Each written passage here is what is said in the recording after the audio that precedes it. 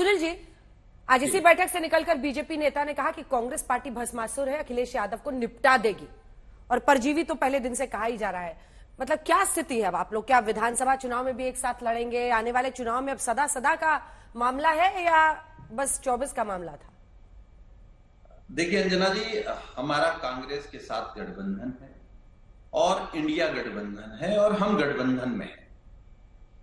और कोई भस्मासुर किसी को कह ले, लेकिन जीतेगा कौन, हारेगा कौन, बढ़ेगा कौन, घटेगा कौन, ये देश की और उत्तर प्रदेश की सम्मानित जनता तय करती है।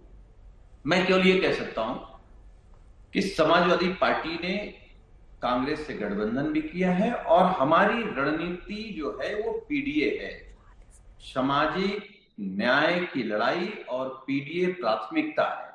और पीडीए ने ही उत्तर प्रदेश में भारतीय जनता पार्टी को 2024 में हाफ किया है और पीडीए ही 2027 में भारतीय जनता पार्टी को साफ करेगी।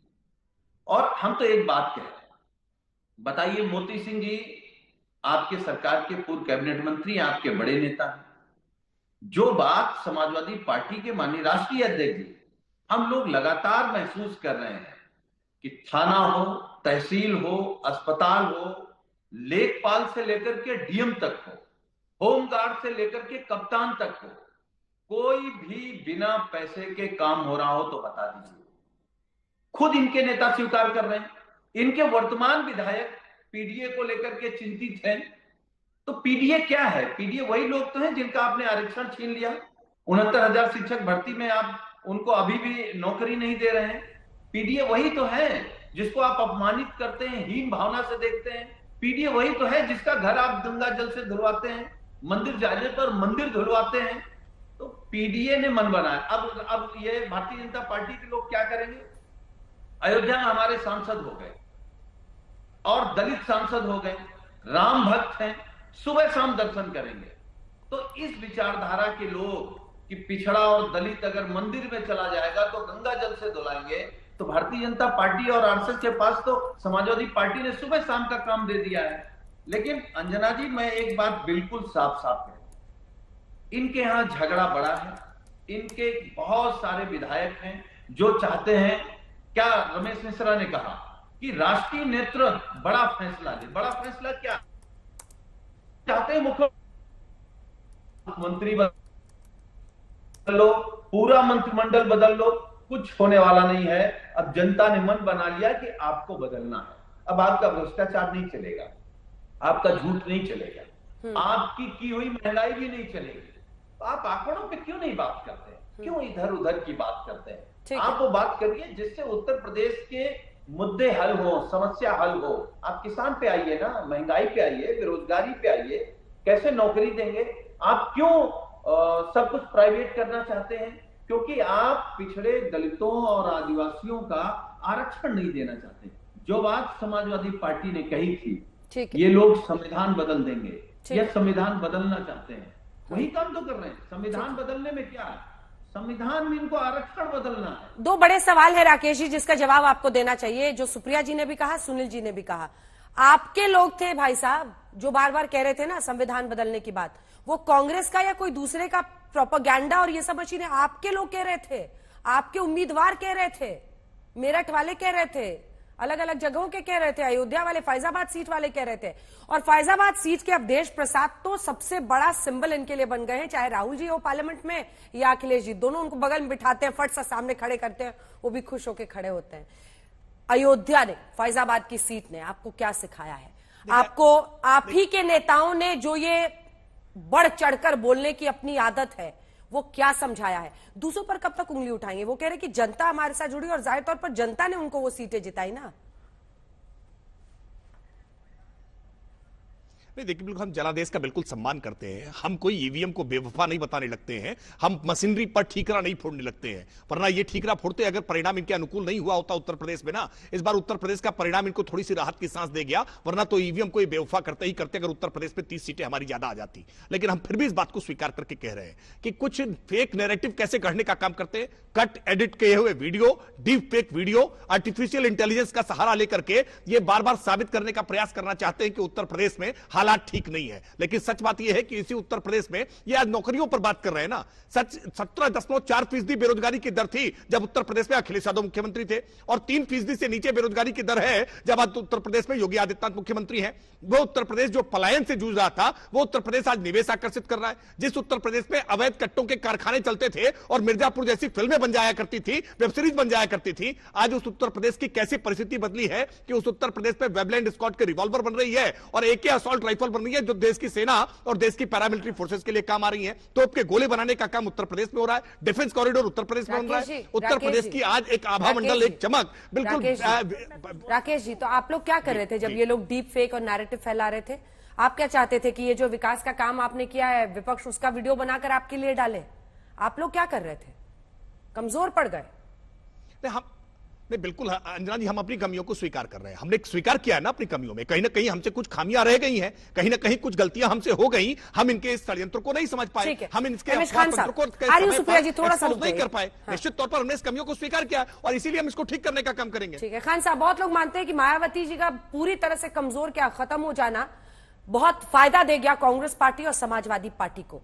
जो दलित वोट है वो सबसे ज्यादा उनकी तरफ चला गया, लेकिन गया तो इस वजह से कि उनको इधर ज्यादा विश्वास हुआ। ये वाला जो वोट है वो तो सामने था ना, उनके पास दो रास्ते थे, उन्होंने एक रास्ता। आप कैसे देख रहे हैं इसको? बीजेपी के लिए क्या सबक है और मायावती जी को हो क्या गया? मतलब क्योंकि अब इससे ज्यादा सक्रिय तो वो तमिलनाडु में दिख रही हैं, जहां पर उनके एक पार्टी नेता की हत्या हुई, वहां पर वो पहुंच गई, लेकिन यूपी में ऐसी सक्रियता नहीं दिख रही है उनकी, क्यों? नहीं, यूपी में बहुत सक्रियता है उनकी, लेकिन देखिए अभी राकेश जी कह रहे थे कि गलत चीज का नैरेटिव पैदा किया गया। 2014 में जब मोदी जी चुनाव लड़ा रहे थे और कह रहे थे कि 15-15 लाख आपके खाते में आएगा, 2 करोड़ नौकरियां देंगे, तो क्या इन्होंने दिया? बाद में अमित शाह जी ने कहा कि ये जुमला है, ये कोई वादा नहीं है। आपने भी तो वही काम किया जो कांग्रेस ने किया है, जो बता रहे हैं आप कि 8,500 खटाखट। तो बीजेपी ने क्या किया?